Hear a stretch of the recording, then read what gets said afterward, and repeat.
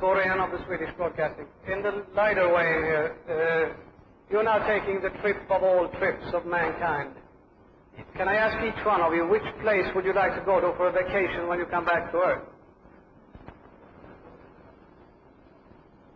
Well, I think that the situation being what it is now, the place I would most like to go immediately is the lunar receiving laboratory. If I'm able to go there, we will have succeeded. I wondered if each of the three could tell us very briefly how your families have reacted to the fact that you're taking this historic mission.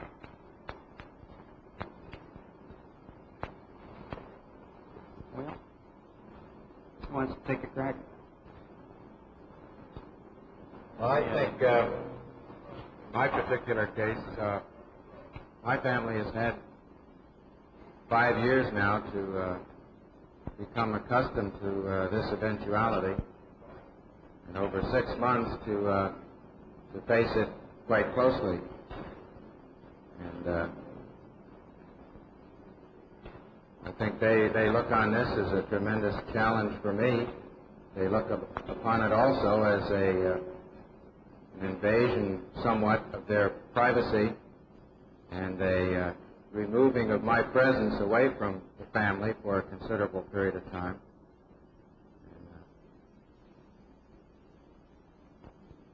I'm not sure exactly whether this is the overriding feature over and above some of the other more pleasant aspects of the particular job that I have as far as it affects my family.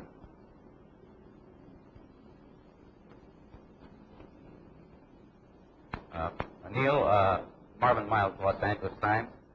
I'd like to know, I understand that you're going to take manual control of the descent. Can you tell us at what point, how low you will take that control, how far you will burn down, and how low you could stage an abort and go to apps if necessary?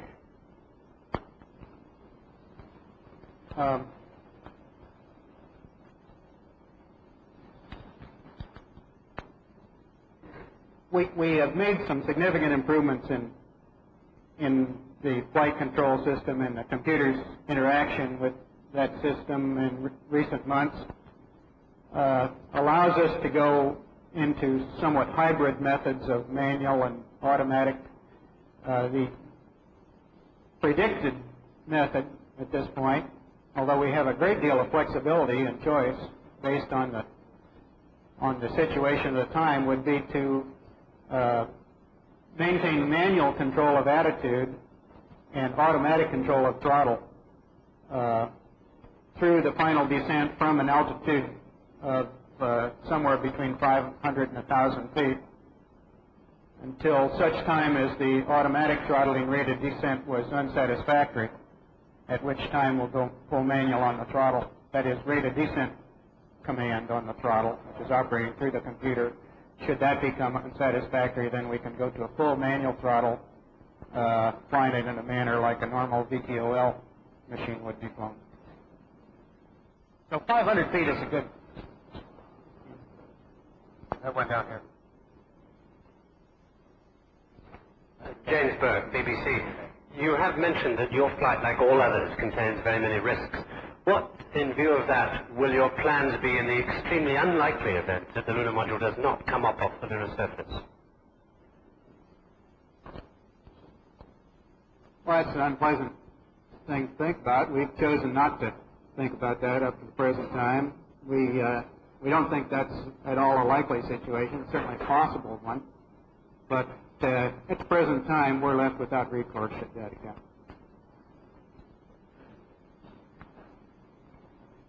Colonel Waldron, on Apollo 8, you were the command module pilot in the backup crew. And this one, you're the lunar module pilot. How interchangeable in your preparation for this, or for that matter in the flying of it, are the roles of the crew?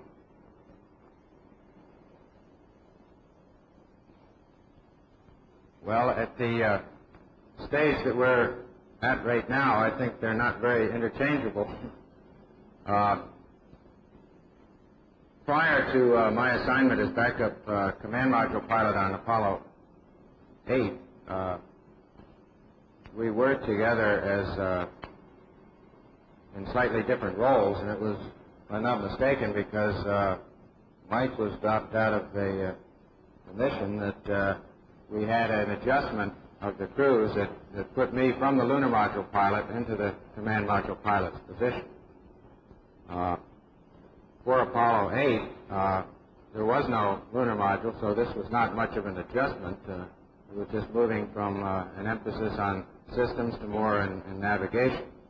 Now, since I had previous training to some degree in the lunar module, why then moving back into that position was not too difficult a task. Have one on the far side.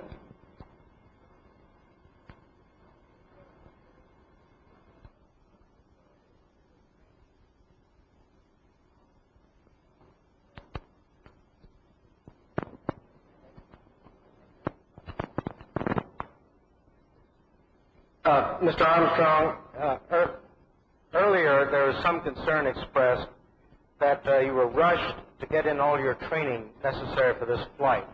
What is the state of your training readiness now? The reason that was a concern is that the final training for a crew is the last thing that takes place. In other words, the procedures must be developed and the simulations completely set up and the simulators ready to fly and the checklists made and so on before the final training can take place. And these, of course, were the pacing items, these intermediate things to the final training. At this point in time, we have a high confidence level that the procedures and checklists, simulations that we are now operating are correct and will fly the mission the way they are now detailed. So, of course, there was a good deal of concern in our own minds and many other people in the organization that all these things for the descent, ascent, surface work would fall into place in time. We do feel at this point that we've been very fortunate in having those things make the schedule along with the hardware, which of course is on the pad now and ready to fly. Shelton.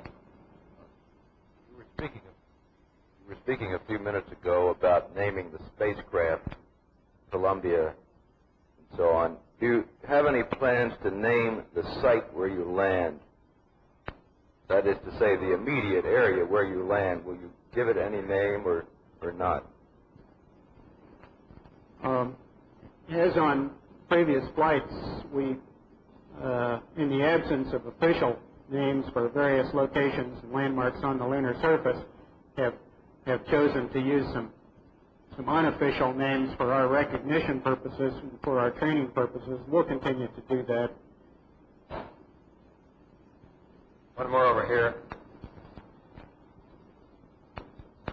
Mr. Armstrong, there's been some discussion of the possibility that with almost 10 hours interposed between the time of the landing and the scheduled moonwalk, that the crew may become a little bit impatient and may start early. How do you now assess that situation?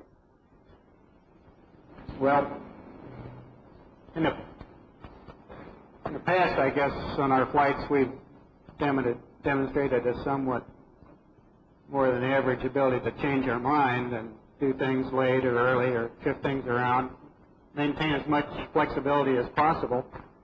And I suppose that we would like to maintain that possibility now. Before the flight, we like to try to do just the opposite, get things set as firmly as possible in all our procedures and then attempt to stick with them. But should the circumstances at the time indicate that we can better achieve our objectives by using the information that we're gaining at the time we're doing things, then we'd certainly like to reserve that possibility, and I certainly wouldn't like to discount that this time. One right here. Jorge Ruiz Aguilar, Núcleo Radio 1000, México. An item of unusual interest in the nearby area that would warrant inspection at the expense of other of our planned tasks, we would certainly want to retain the freedom to make that inspection, and within our ability to get to the location necessary to do that, why we would certainly like to.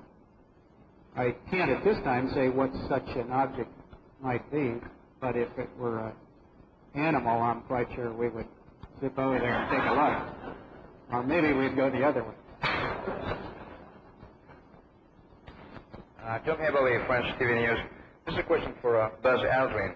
How can you figure out the chances of total success of moon landing and liftoff as far as LAM and all systems in the LAM are concerned?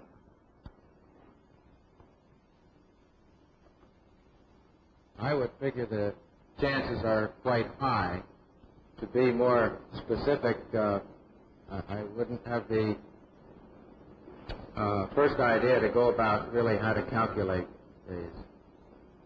I think the fact that we've had considerable success in our vehicles is indicative of what we hope will follow. We certainly have the utmost confidence of total success. We have one in the front row here.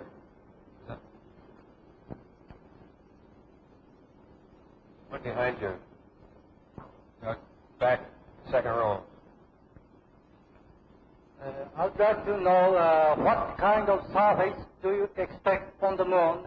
For example, color, the size of particles, or size of boulders, and so on. I'd like to know Mr. Armstrong's opinion and Mr. Aldrin's opinion, both. Well, fortunately, we don't think we have to guess. I suspect we may be surprised in some detail, but the color is something that is predicted to be gray. Now, various crews in the past have called this bluish gray and brownish gray and greenish gray and maybe slight shades of tans and so on, but we suspect that those colors will manifest themselves in close inspection. The size of the particles will probably be largely very small, sandy, fine particles, but we do hope and expect to see some rock fragments. And I have no idea what size they might be, but we would anticipate that we'll have be able to bring samples back up to and including the size of a golf ball. There may be larger rocks in the vicinity, but we wouldn't expect to bring back large samples. I think both the answers to your questions have pretty well been borne out by the surveyor program, indicating a very fine-grained, cohesive material with an abundance of varying sizes and varying shapes of harder rock material. And the colors, I'm sure, upon close inspection will be a little bit different, perhaps, than just plain gray. I'm sure there will be some definite color to the crystalline structures of the rocks. I have a two-part question. One, have any of you had any colds, sniffles, gastrointestinal upsets, or anything else in the past month? And two, are you carrying anything at all new or different in your medical kits this time?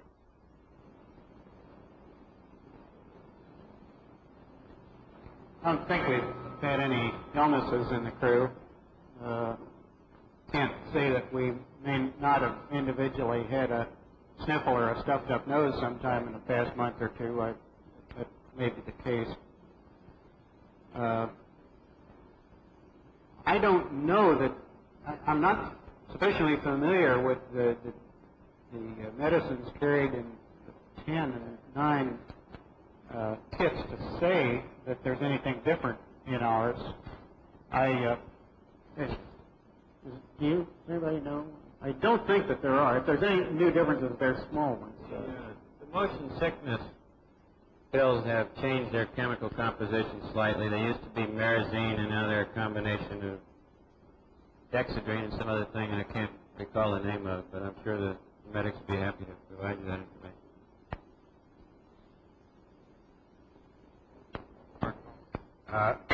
I'd like to ask Neil Armstrong if he agrees with a congressional mandate which specifies that the U.S. flag and only the U.S. flag be implanted on the moon on Apollo 11. Well, I suspect that if we ask all the people in the audience and all of us up here, all of us would give different ideas on what they would like to take to the moon and think should be taken. Everyone within his own experience, and I don't think that there's any question about what our job is. Our job is to fly the spacecraft as best as we can, and we never would suggest that it was our responsibility to suggest what the United States posture on the moon would be, and I think that's probably within that decision has been made where it should be made, namely in the Congress of the country. I wouldn't presume to question it. Ellis Swait, Beaumont Enterprise. On previous moon flights, astronauts have been pretty busy with such maneuvers as docking and rendezvousing, this sort of thing. I presume it's rehearsal for this trip. Am I correct in assuming this time that your flight up will be relatively quiet?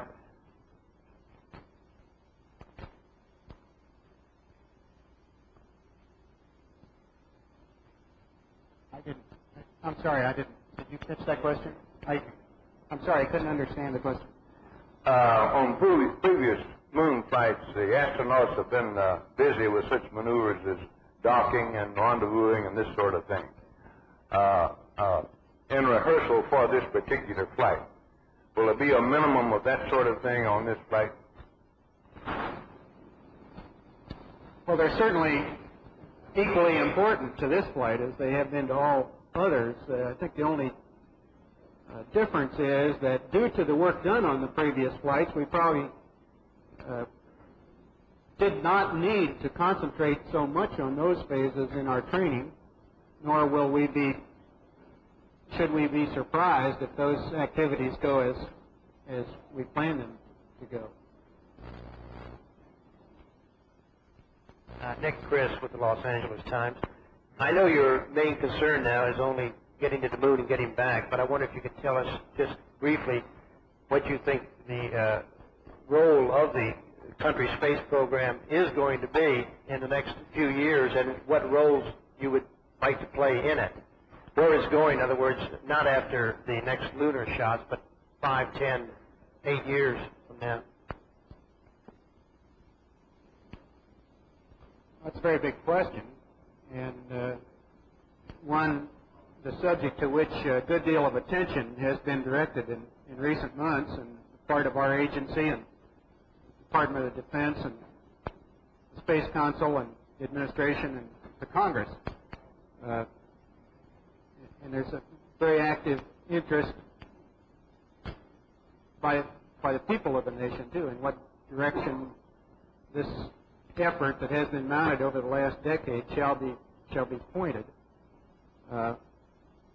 I wish that I could have had the time in recent months to listen to those discussions and participate in them. I suspect that many of you are much more up to date than we are in terms of those kinds of programs. I certainly think that the direction that we will go is beginning to gel. I see evidences at our level that people are beginning to home in on things that look practical,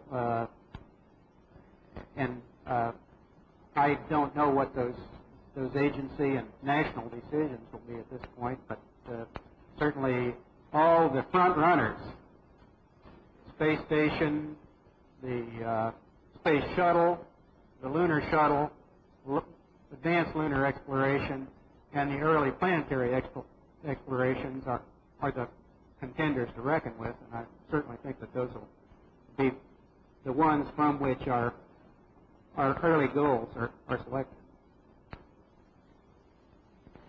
Daily Mail, London. 2 questions. Firstly, what precautions have been taken at your own homes to prevent you catching germs from your own families? And secondly, is this the last period you'll spend at home here with your families? Take back that, Mike. My wife and children have signed a statement that they have no germs, and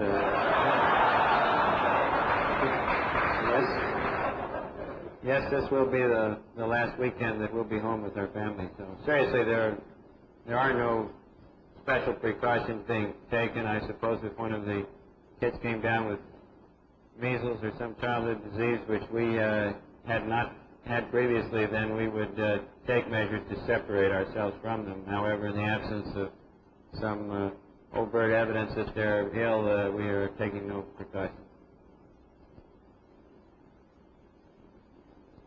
I have 2 questions. What do you anticipate will be the most difficult task that you have to perform during your walk on the moon? And second, what do you plan to do in your spare time when you're back in the LRL, when you're cooped up all this time, in between debriefings and business? With regard to the first question, probably the most difficult part of the lunar surface work isn't on the surface, it's in the LEM cockpit. It's the preparation for the activities on the surface, and the work subsequent to the EVA when we again have to operate in a pressurized suit inside the lunar module cockpit. Those are certainly the most difficult, possibly the most tiring, and certainly the most potentially hazardous of the things that go on. Not generally recognized by the average bystander because it's difficult for those activities, those long preparation activities, to be adequately displayed to someone due to the close confines of the cockpit. But it's certainly, I think, one that we view with a good deal of caution, one part of the flight that we do with extreme care, and one that at this point in time we have high confidence in success of. Now, the second question with respect to the LRL, fortunately, I guess the activities will be very much like the activities subsequent to any other flight in terms of their mechanical detail. And it's post-flight schedule in terms of briefings, debriefings with various interested groups of the program will take place just as though they have on previous flights. The only difference will be that our communication will be via TV link and hired wire rather than face-to-face as we are here today. I'd like to add one point to the first question. Difficult things in EVA should be anticipated. We have attempted to anticipate all difficult things and to make them as easy as possible.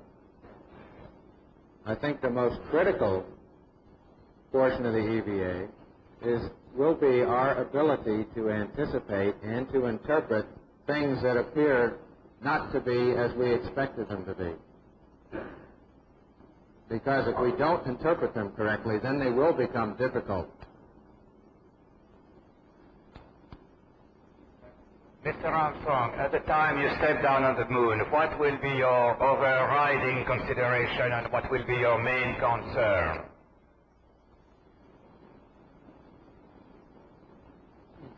Well, immediately upon touchdown, our concern is the integrity of the lunar module itself. And probably wise to point out that immediately after touchdown, and as a matter of fact, for the first 2 hours after touchdown, we have a very busy time verifying the integrity of the lunar module and all its systems. Without that integrity, of course, we are unable to complete the remaining objectives, and we cannot safely continue with the lunar surface work, and we cannot safely again return to lunar orbit. So that, of course, is the most important thing, and it will evidence itself to you all here by a great deal of technical discussions about systems between the spacecraft and the ground during a time period when most people will be wondering, well, what does it look like out there, or what do you see? And we understand that desire for everyone to know those kinds of things that I'm sure we'll be eager to comment on, but reluctant to do so in the face of these more important considerations on which the success of the entire rest of the lunar mission depends.